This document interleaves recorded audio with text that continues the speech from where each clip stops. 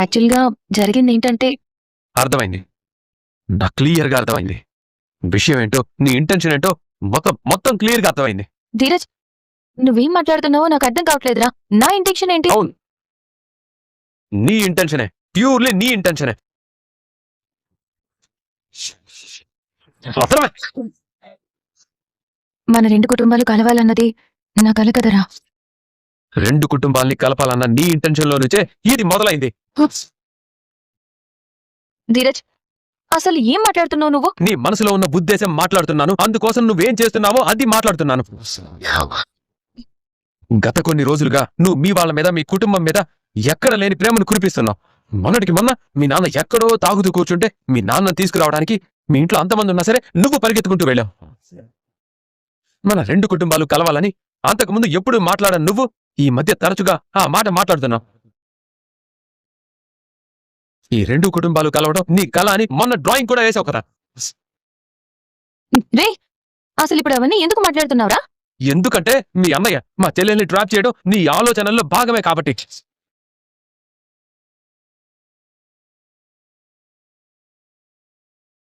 రేయ్, నీకేమైనా పిచ్చా? ఏం మాట్లాడుతున్నావో అర్థం అవుతుందా నీకు? అసలు అసలు మతుండే మాట్లాడుతున్నావా? నీ మనసులోని కుట్రల్ని తెలుసుకునే మాట్లాడుతున్నాను. ఈ 2 కుటుంబాల్ని కలపాలనుకున్న నీ ఉద్దేశంలో భాగంగానే మీ అన్నయ్యని మా చెల్లిని ప్రేమ పేరుతో కలపాలని చూస్తున్నావు. రేయ్, నోరు నోరు ముయ్యరా. నీకు బుద్ధి, జ్ఞానం గాని, ఆలోచన, విచక్షణ గాని ఏవి ఏవి ఏడవలేదురా. నీ ఇష్టానికి నువ్వు ఏదేదో ఊహించుకుని నోటికొచ్చినట్టు పిచ్చి పిచ్చిగా బాగడం తప్ప. ఇంకా ఏంటి ఆలోచించేది? ఇంకా ఏంటి తెలుసుకోవడానికి ప్రయత్నం చేసేది? ఇందాక నా చెల్లెలతో మీ అన్నయ్య మాట్లాడడం చూసిన మరుక్షణమే వాడొచ్చి వెంటనే నీతో మాట్లాడుతున్నాడు. దీన్ని బట్టి అర్థమవుతుంది కదా, మా చెల్లెల్ని ప్రేమ పేరుతో మీ అన్నయ్య ట్రాప్ చేయడం వెనక ఉన్నది నువ్వేనని.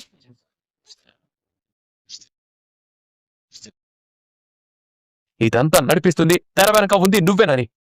రేయ్, బుద్ధి లేకుండా మాట్లాడుకో. మా అన్నయ్య అమూల్యని ప్రేమ పేరుతో ట్రాప్ చేయడం కాదు, ఆ అమూల్య మా అన్నయ్యని ప్రేమిస్తుంది.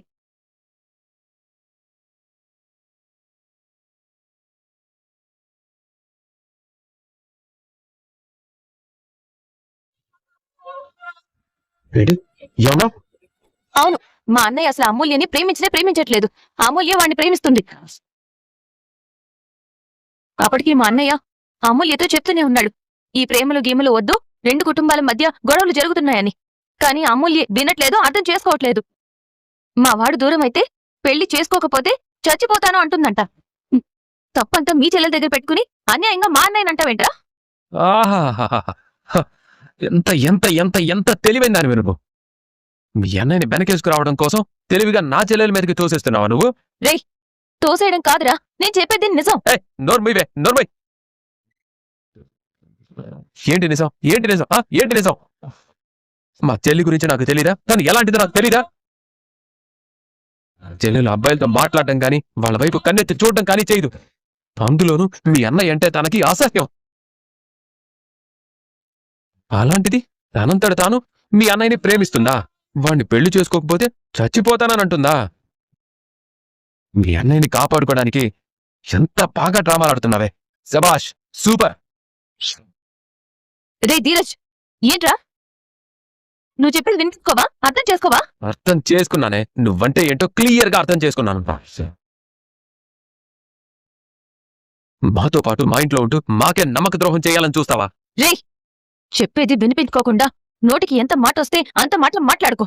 వద్దే, కవర్ చేసుకోవద్దు. ఏమన్నా? మీ వాడి తప్పేం లేదు, మా చెల్లెలే మీ వాడి వెంట పడిందంటున్నావా? మీ వాడు వద్దనంటున్నా సరే వాడు లేకపోతే చచ్చిపోతానని మా చెల్లెనిందా? తేలుస్తా, తేలుస్తా. ఏ జరిగిందో తేలుస్తా.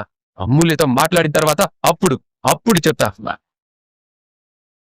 ఇంట్లో నీ సంగతి, అటు మీ అన్నయ్య సంగతి.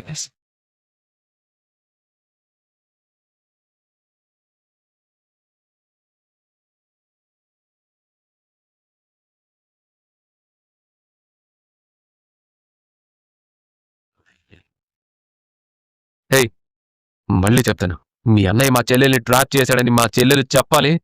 వాణ్ణి మీ ఇంటి ముందే పాతి పెడతాను.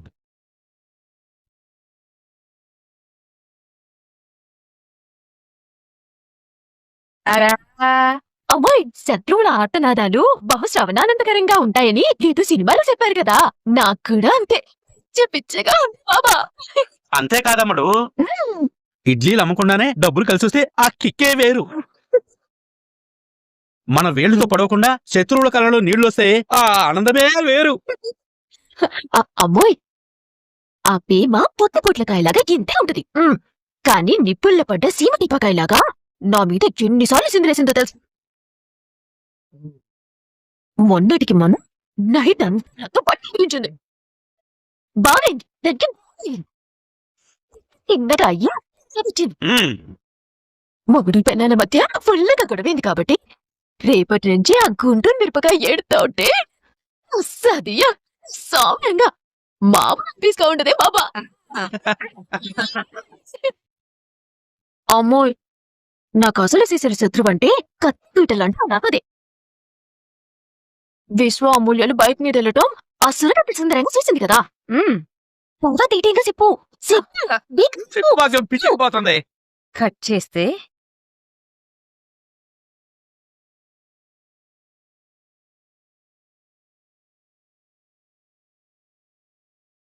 కొంచెం ఫాస్ట్గా వెళ్ళండి.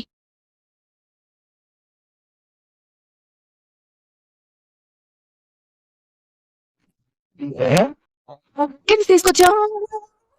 మనం పెళ్లి చేసుకోవాలి అమూల్య.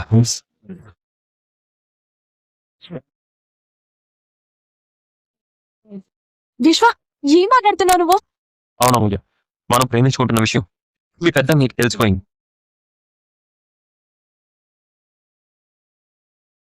మన కుటుంబానికి తలవంపులు వచ్చే పని ఏమీ చేయకు. నీ మంచి కోసం, మన కుటుంబం పరువు కోసం చెప్తున్నానా, అర్థం చేసుకున్నట్టు. మీ పెద్దనే కాక మీ నాన్న చెప్తే మీ వాళ్ళు మనల్ని విడదీస్తారు అమూల్య. అందుకే మనం వెంటనే పెళ్లి చేసుకోవాలి.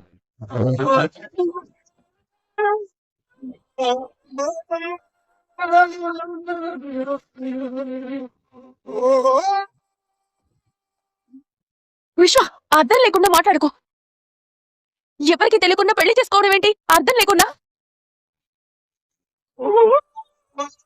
మా నాన్నకి చెప్పకుండా, మా వాళ్ళ అనుమతి లేకుండా నేను పెళ్లి చేసుకోను. నేను అలానే అనుకున్నాను అమూల్య, కానీ ప్రస్తుత పరిస్థితులు మీ వాళ్ళని నొప్పించి పెళ్లి చేసుకునేలా లేవు. మీ వాళ్ళు ఖచ్చితంగా నన్ను చంపేస్తారు, మనల్ని వేరు చేస్తారు. నువ్వు లేకుండా నేను బతకలేను అమూల్య. అందుకే మనం పెళ్లి చేసుకుందాం రా. విశ్వ, ప్లీజ్ విను. అమూల్య, నువ్వు పెళ్లి కాదంటే నేను ఇక్కడే ఈ క్షణమే చచ్చిపోతాను. డ్రాప్ చేస్తావా? వదిన, ప్రేమ పేరు చెప్పి మోసం చేయాలని చూస్తావేంట్రా? మోసం చేయాలని చూస్తావా? మా అన్నయ్య చేసుకుంటావేంటి? ప్రేమ నీకు తెలీదు. మీ అన్నయ్య ఏం చూస్తాడో నీకు తెలీదు. అమూల్యకి మాయ మాటలు చెప్పి గుళ్ళో పెళ్లి చేసుకోవాలని తీసుకొచ్చాడు. వీడిని ఇంకోసారి మా అన్నయ్య మీద చెయ్యి. అవునక్క, నువ్వేదైనా మాట్లాడాలనుకుంటే చెయ్యి చేసుకోకుండా మాట్లాడాలి. తనను పెళ్లి చేసుకోవడం కోసం గుడికి తీసుకొచ్చాడు. ఒక అమ్మాయికురాల్ని, అందులోనూ మన ఇంటి ఆడపడిచిని మోసం చేయాలని చూస్తున్న వాడిని నువ్వు వెనకేసుకొస్తున్నావా?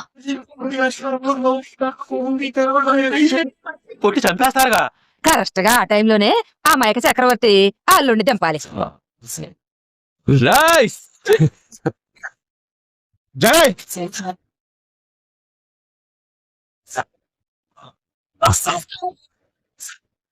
మధ్యలో వస్తావేంటా? డ్రాప్ చేశాడు.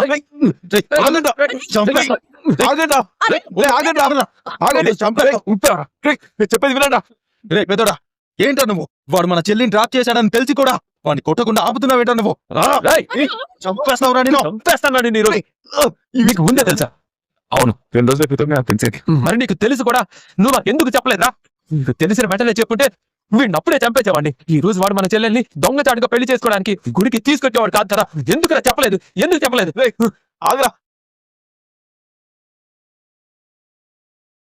రే పెద్దోడా, ఎందుకు దాచావు? మాకు చెప్పకుండా ఎందుకు దాచావు? ఎందుకు దాచావు? ఆగరా. వినండా. ఎందుకు వినాలరా? ఎందుకు వినాలి? చెప్పు చెప్పు చెప్పరా. వీకని వాళ్ళకని చెప్తే చెల్లేదని చేసుకొని చచ్చిపోతుందిరా. రేయ్, ఒకవేళ వాడు మన చెల్లి మీద తాళి కట్టుంటే జరిగేది అదే కదా. ఏం మనిషి నువ్వు? నువ్వు చెప్పకుండా దాచిపెట్టడం వల్ల వాడి చేతిలో మన చెల్లెల జీవితం బలి ఉండేది కదా. ఎందుకు చెప్పలేదా? ఎందుకు చెప్పలేదు? ప్రేమలు కావాల్సి వచ్చాయేంటి? వచ్చాయో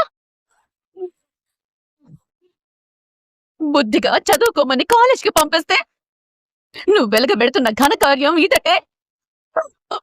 ఇదా అత్తయ్య ఆ రోజు బండి మీద చూసినప్పుడే నాకు అనుమానం వచ్చింది. కానీ నేను అడిగితే నువ్వేమని ఏమని చెప్పావే? ఒకే కలర్ డ్రెస్ చాలా మందికి ఉంటాయమ్మా. బండి మీద ఉన్న అమ్మాయి చున్నీ వేరు, నా చున్నీ వేరు అని ఎంత బాగా అబద్ధం చెప్పావే.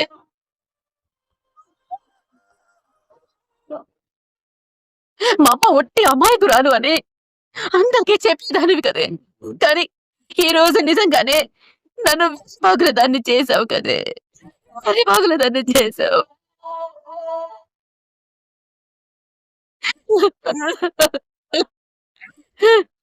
నిన్ను నోట్లో నాలుక లేని దాని అనుకున్నాను. జీవితంలో ఎలా బతుకుతావో ఏంటోనని భయపడేదాన్ని. కానీ కన్న వాళ్ళకి అబద్ధాలు చెప్పి మోసం చేసేంత గొప్ప తెలివితేటలు ఉన్నాయని నేను ఊహించుకోలేకపోయాను.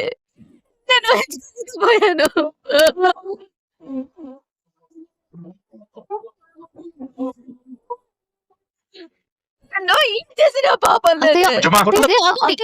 నిజమా?